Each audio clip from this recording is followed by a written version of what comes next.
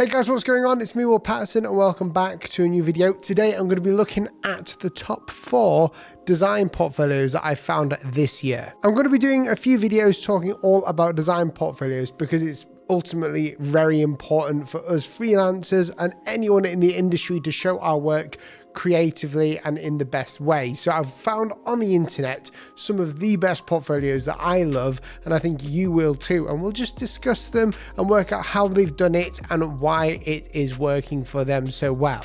Just before we get into it, I just want to thank Go Visually for sponsoring this video. Go Visually is an online platform where designers and organizations can manage design feedback, create revisions, and basically have a better way of communicating revisions and feedback. It's really simple and easy to use. For instance, if you just upload your work and you invite a client or invite a team member, they can online give you very precise feedback by scoping things out in the design and selecting them, adding comments. It's really, really neat and it keeps your flow going. The coolest thing about it is if you're working with a team and you've got a boss or someone that needs to see it, review it, and basically approve the design, they can approve it and sign it off with a click. They just press approve. And a really cool feature is you can set deadlines for clients to approve your work, so you don't have to wait a long time. To find out more and to try it for yourself, click the link down below in the description. So the first portfolio we're going to look at is designthat.works. It's a really cool URL, first of all. Having a URL that works well, that is creative, that makes people want to go onto it,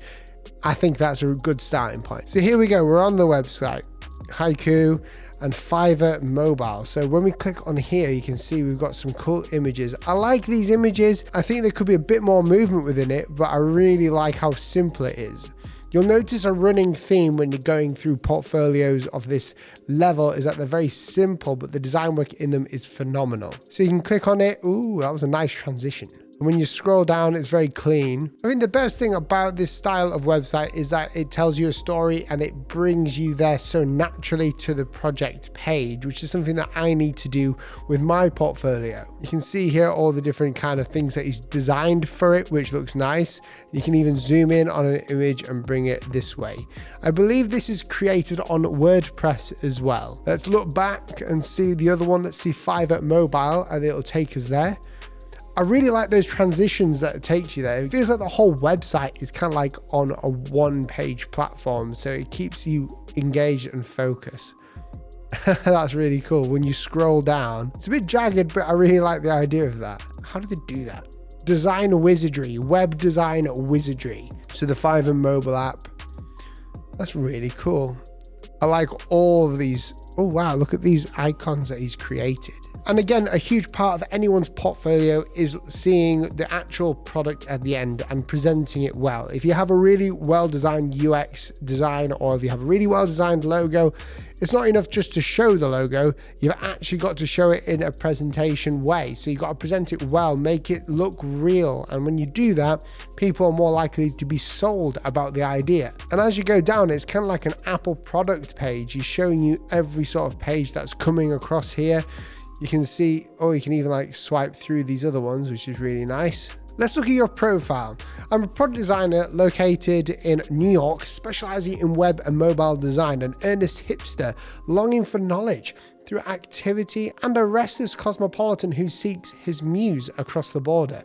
That is one hell of a description. That was Daniel Polvoy's website, the first one that I wanted to look at today. The links again are down in the description to go and check it out for yourself. The next one is, if I can pronounce it correctly, Etienne Ogodadiad. I can't even say it, so I'll just write it down. I'll get Jordan to write it on the screen for you. So first of all, I love the logo that you've got going on here, this EG, really nice, and the website as well. I think I've seen someone else on YouTube talk about this one, and simply because of the animations when it's so clean. You can see here, if I scroll up or down, it'll just take me to the place where I want to go. Look at this. So when you move your mouse, you can see it just going across everywhere like that. And it's these subtle, tiny things inside of the websites that keep it really fun and engaging. I love the color palette, the up, the down, work and about. It's such a simple website. The great thing about this kind of website is the simplicity. If you don't have it simple and it's hard to navigate, then clients aren't going to be staying there very long. They won't want to work with you.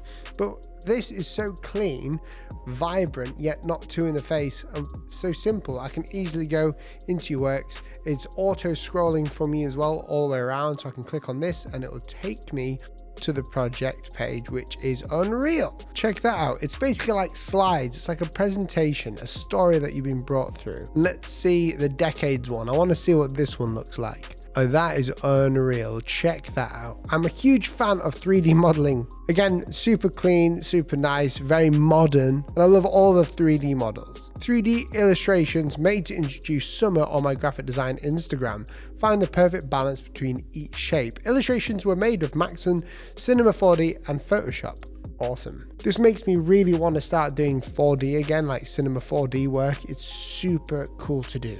You're a French designer in London. I elaborate branding, motion, 3D and web experiences. Well, you're really good. You're really good. And you've worked at a lot of places, really cool places as well. I'm just on your works page here and you've got the coolest menu thing here. You're just so simple, but yet bold and makes so much sense.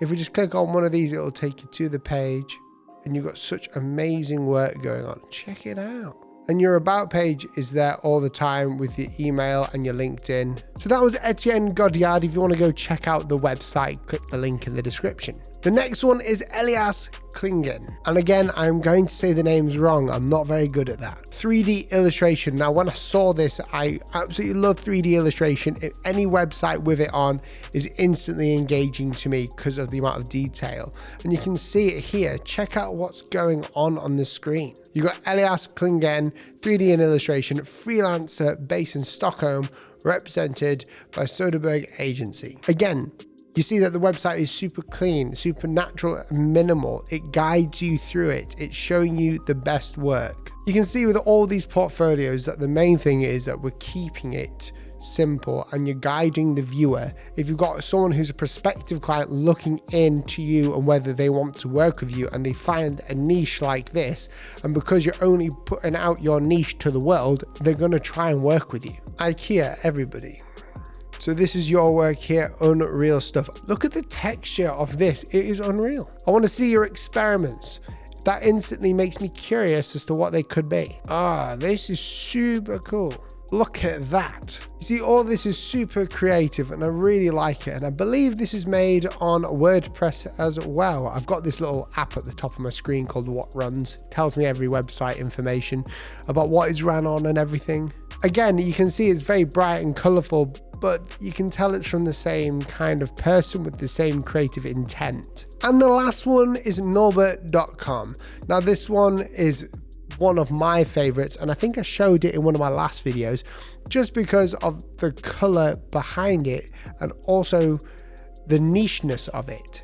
This is from Paul Norbert, and you can see that his niche is like this paint effect, which if you carry on looking down his website, you can instantly tell how companies are using it, where companies can. You can see he used it, I think, for orange here, which makes a lot of sense because of this effect. It's very minimal, very bright and modern, and doing this and showing his niche is getting him clients. I don't know Paul Norbert, but from his work online, from me finding it, you can see when you have a niche in design, whether it's this kind of paint niche and you really enjoy it and you want to work on it more, you're going to attract very targeted clients or companies looking for a very targeted thing. Let's look at your work here. Louis Vuitton, amazing rainbow. Adidas, you can see all the work that he's doing, but it's all in the same sort of niche. And because he's got a niche, it's working super well for him. It's relevant to each of these companies in different ways. Asus Zenfone, Wired magazine masthead. I'm guessing you worked with Apple as well. Now, there's one thing that we can learn from these portfolios, from all the things that we've seen, is that they are very niche. You can tell that each designer is good at one thing and really, really good at that one thing. They are showing what they enjoy and what they're good at. Now, finding a niche is kind of hard and a lot of designers talk about it, but I would encourage you, if you enjoy a certain aspect of design, whether it's motion, and then you love something about motion and you just use that and do that for all your work. For instance, this paint effect. If you can just do this paint effect in many different ways and niche it down to this being your work, then companies like Apple, like Adidas, like Nike are going to kind of work with you because of that. But not only that, having a portfolio website that, one, is easy to navigate by simplistic navigation, two, somewhere where you can view the best work. So when a client comes onto your website, they understand your niche straight away. And three, somewhere where you can show your personality. Throughout these portfolios, you can see when someone has got a bit more of a fun taste or someone's got a bit more of a professional, separated taste. None of those things are bad, neither one is good or bad, but you can see the personality differences. Now, I'm going to be creating another video straight after this one of me doing up my whole portfolio, like redesigning my whole portfolio, because I realized it is not very good.